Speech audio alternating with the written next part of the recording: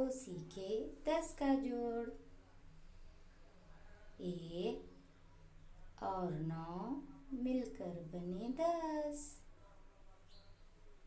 2 और 8 मिलकर बने 10। 3 और 7 मिलकर बने 10। 4 और 6 मिलके बने 10। 5 और 5 मिलके बने 10। 6 और 4 मिलके बने 10। 7 और 3 मिलके बने 10। 8 और 2 मिलके बने 10।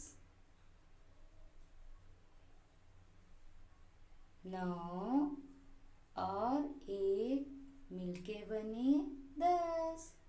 शुक्रिया, आप भी इसकी मश्क कीजिए।